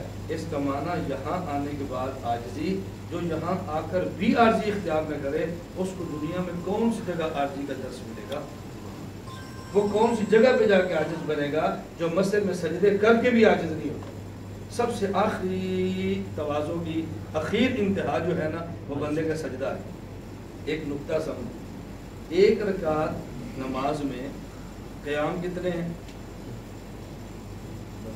ایک رکعت نماز میں قیام کتنے؟ رکوع کتنے؟ سجدے کتنے؟ 2. کیوں؟ میں نے پہلے آپ سے کہا نا آپ جو میرے بیان نہیں سنتے. ہمارا اصل جو پورا مضمون ہے نا پوری شریعت کے بیانات وہ کیوں ہے، یہ مسئلہ کیوں ہے، یہ عقیدہ کیوں ہے، یہ ہمارا عمل کیوں ہے. اصل ہماری محنت پوری دنیا میں یہ ہے اپنے مسلمان کو پاؤں پہ کھڑا کرے کہ تم کمزور نہیں ہو، ہمارے عقیدے پر مستقل دلائل موجود ہے. اب میں سمجھانے لگا ہوں एक रकत में क़याम एक, रुकू एक और सजदे दो। ये दो सजदे क्यों हैं? आदमी अल्लाह के सामने खड़ा होता है, फिर आदमी हाथ बांधता है, फिर आदमी झुकता है, फिर अपनी ज़ुबान से इतराफ़ करता है, उसके बाद अपना सर अपना नाक ज़मीन पर रख के तवाज़ु की इंतहा करता है। अब बंदे के दिल में एक बात आती है कि अल्लाह मैं आपके सामने खड़ा भी हो गया, ए अल्लाह मैं आपके सामने झुक भी गया, ए अल्लाह मैंने अपनी पेशानी और मैंने अपना माथा ए अल्लाह ज़मीन पर रख दिया। अगर वुसअत होती, अगर गुंजाइश होती और ये ज़मीन रास्ते में ना होती, मैं और नीचे जाता। इससे नीचे जाना अल्लाह मेरे बस में नहीं है। मैंने हाथ खड़े कर दिए, मैंने हाथ बांध लिए, मैंने क़याम कर लिया, मैंने रुकू कर लिया, मैंने अपनी पेशानी को ज़मीन पर रख दिया। मेरा जी चाहता है मैं और नीचे जाऊं, लेकिन इससे नीचे जाना मेरे बस में नहीं है। अल्लाह फरमाते हैं और नीचे नहीं जा सकता, एक बार और चला जाए। और नीचे नहीं जा सकता, एक बार और चला। ये जो एक बार और चला जाना ना, ये आपके दिल की उस ख्वाहिश की तकमील है कि मैं और नीचे जाऊं, और नहीं जा सकता। अल्लाह फरमाते चलो एक बार और चला। और एक बार ये बंदे के अंदर की जो जज्बात है ना, उसकी अल्लाह पाक ने कदर फरमाई है और एक की बजाय दो सजदे अनायत फरमा दी है। तो मैं आज ये कर रहा था कि इस जगह की निस्बत सजदे की तरफ है। सजदा इबादत में सबसे ज़्यादा तवाज़ु की अलामत है। जो आदमी 5 नमाजें भी पढ़े और अपनी पेशानी को टेक भी दे और फिर भी उसकी अकड़ ख़त्म ना हो, उसकी अकड़ पर कौन ख़त्म कर सकता है? उससे बड़ा मुतकब्बिर कौन हो सकता है? उससे बड़ा अकड़ों वाला कौन हो सकता है? फिर अल्लाह का फैसला है, मन तवाज़ा लिल्लाह रफ़अहुल्लाह व मन तकब्बरा वज़अहुल्लाह। जो झुक जाता है अल्लाह उठा देते हैं, और जो अकड़ता है अल्लाह उसे झुका देते हैं। बस अगर ज़लील होना है अकड़ना शुरू कर दो, और अगर दुनिया में अपने वजूद को फैलाना है तो झुकना शुरू कर दो, झुकना शुरू करो। मैं अब बात ख़त्म करता हूँ। सुबहानल्लज़ी असरा बिअब्दिही, मैंने पहले कहा था ना 4 मई को इंशाअल्लाह कुरून इशा के बाद मैं तफसील से मेराज के वाक़े पर बात करूँगा। अब वक्त हो तो थोड़ा सा तशरीफ़ लाएँ और सुने मेराज का वाक़या। मैं एक नुक्ता पेश करने लगा हूँ। सुबहानल्लज़ी असरा बिअब्दिही या बिनबीही फरमाया। क्या फरमाया? बिअब्दिही। बिअब्दी क्यों फरमाया? अब्द अब्दियत का नाम है, अब्दियत आजिज़ी का नाम है। उसामा इसको रिकॉर्ड कर, तो बयान रिकॉर्ड कर, तो मजमा रिकॉर्ड कर रहा है। मेरी आदत है मैं हर बात को खुद समझाता हूँ, उनको तो पता नहीं ना। ये अपनी जगह पर बिल्कुल ठीक है कि बयान में मजमा रिकॉर्ड होना चाहिए। मैं कैमरा लगाता हूँ अपना बयान रिकॉर्ड कराने की, मैं नुक्ता पेश कर रहा हूँ, तुम मजमा रिकॉर्ड कर रहे, नुक्ता तो रह गया। जब मैं बयान खत्म कर लूँगा ना तो फिर अपना शौक पूरा करना, फिर सब वीडियो बनाना है। अब जरा नुक्ता समझे। सुबहानल्लज़ी असरा बिअब्दी, मैं बड़ी शार्ट बात कह रहा हूँ, तफसीर मैं अर्ज़ करूँगा फिर इंशाअल्लाह। बिअब्दिही, अल्लाह ने अपने पैगम्बर को जब मेराज कराया तो आपको मेराज कराने की वजह बयान की, वो शान अब्दियत बयान की है। शान अब्दियत, मैंने अपने मोहम्मद को मेराज के लिए अर्श तक का सफ़र क्यों कराया है? बिअब्दिही, अब्दियत का माना झुकना, तवाज़ो। झुक जाने में इंतहा इन्होंने कर दी है, उठा देने में इंतहा हमने कर दी। अगर आरजी की अखीर देखनी हो तो मुस्तफ़ा को देख लो, और रफ़तों की बुलंदी देखनी हो तो हमारे अर्श को देख लो। अर्श मकान नहीं है, ऊपर ला मकान है, इसके ऊपर कोई जगह ही नहीं है। तो हमारा मोहम्मद इसने आबद बन के दिखाया है, फिर हमने खुदा बन के उठा कर दिखाया।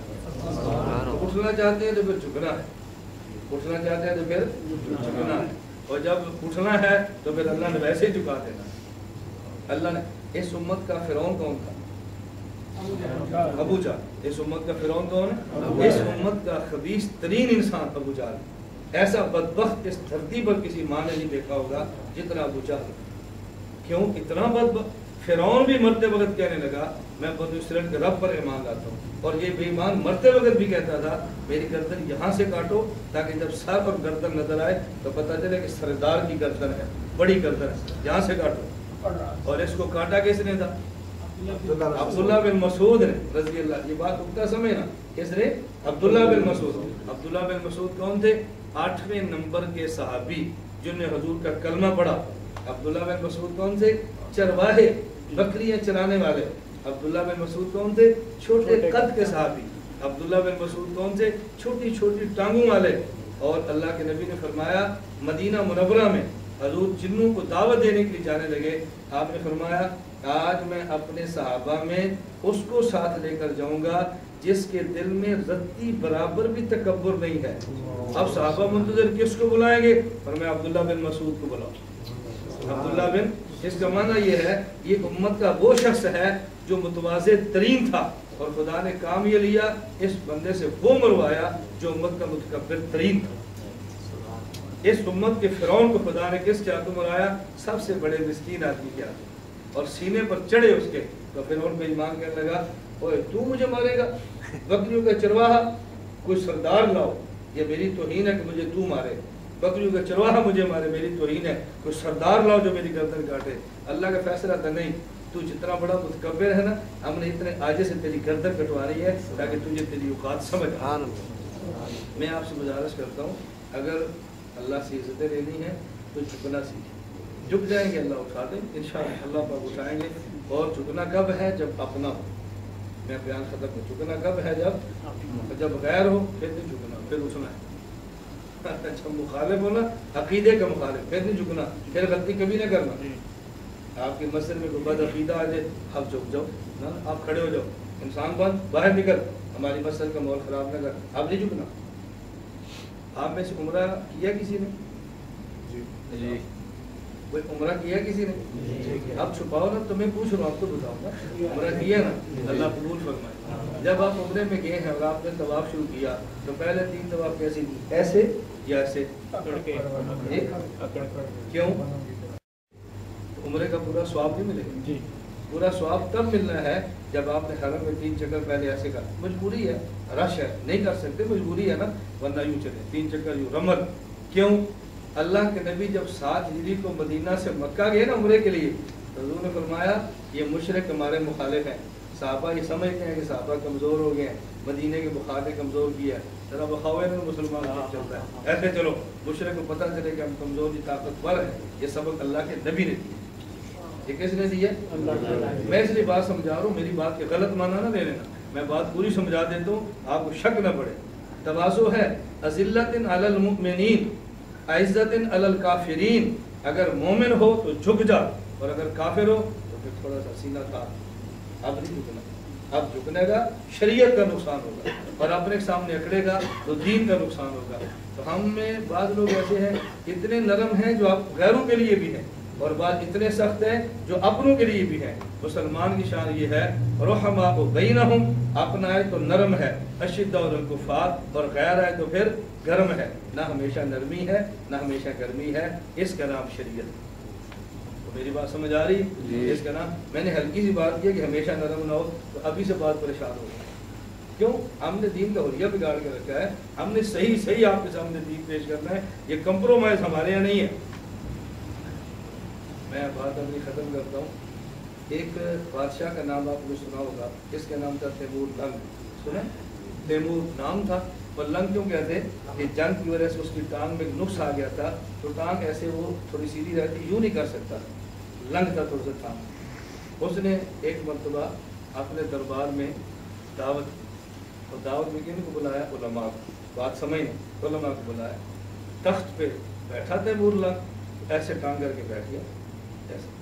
اب سامنے عالم آئے سعد الدین تفتازانی، وہ جب تخت پر بیٹھے ایسے ایسے ٹانگ نکالی اور بیٹھ گئے. بادشاہ بڑا تعجب ہوا. بادشاہ سمجھا یہ ایسا کیوں کر رہا ہے، کیونکہ میں نے جو ٹانگ پھیلائی ہے تو یہ تو میرے سامنے جو کر نہیں بیٹھے گا. تیمور لنگ نے کہا ما معذورم کہ مارا لنگست، ما معذورم کہ مارا لنگست. میری مجبوری ہے مولانا صاحب، میری ٹانگ میں مجبوری ہے، یہ ٹیڑھی ہوتی نہیں ہے، میں نے اس لیے آپ کی طرف ٹانگ کی ہے. سعد الدین تفتازانی فرمانے لگے ما معذورم کہ مارا لنگست، میری مجبوری ہے کہ میں غیرت مند ہوں، میری مجبوری ہے کہ میں غیرت مند ہوں. ہمیں بلانا ہے تو سٹائل ٹھیک کرو، اور ہمیں ٹانگیں سیدھی دکھانی ہے تو ہم سے توقع مت کرو کہ ہم دوزانو ہو کے تیرے سامنے کھڑے ہو. ہم نے تجھ سے بھیک اور چندہ نہیں لینا، تو نے بلایا ہے، ہم نے تجھے شریعت سمجھانی ہے کیا بھیک مانگنی ہے. میں اس لیے گزارش کرتا ہوں، اللہ کی قسم آپ خوش قسمت ہیں اگر آپ کا پیسہ مسجد ابراہیم پہ لگے. آپ خوش قسمت ہیں آپ کا پیسہ کسی مدرسے پہ لگے. عالم خوش قسمت نہیں ہے جس کی مسجد پر آپ کا پیسہ لگا. اگر کسی مسجد اور مدرسے کو 2 پیسے دے دو نا، کبھی احسان نہ جتلانا، اپنا ایمان تباہ مت کرنا. اپنے پیسے کو ضائع مت کرنا. لگ جائے تو آپ کی خوش قسمتی ہے کہ کسی مدرسے مسجد پہ لگ گیا, یہ اللہ کا احسان سمجھے. اللہ ہم سب کو قبول فرمائے. میں آپ تمام حضرات کا بے حد مشکور ہوں کہ آپ نے خصوصی وقت مسجد والے مجھے دیا ہے. میں چند گزارشات آپ کی خدمت میں پیش کروں. ہر روز اب صبح منگل بدھ جمعرات جمعہ 4 دن ہمارے رہ گئے, اللہ عافیت سے پورے فرما دے. 5:20 میں فجر ہوتی ہے, آپ کوشش کریں فجر پڑھیں, درس قرآن سنیں, میں سے ذکر میں شرکت کریں. انشاءاللہ آپ کو اتنا فائدہ ہوگا کہ آپ جانے کے بعد بھی کہیں گے اے کاش ہم پہلے 2 درس بھی سن لیتے. آپ تشریف تو لاؤ, صبح سنو تو صحیح, مسئلہ سنو, آپ کو سمجھ تو آئے علم کسے کہتے ہیں.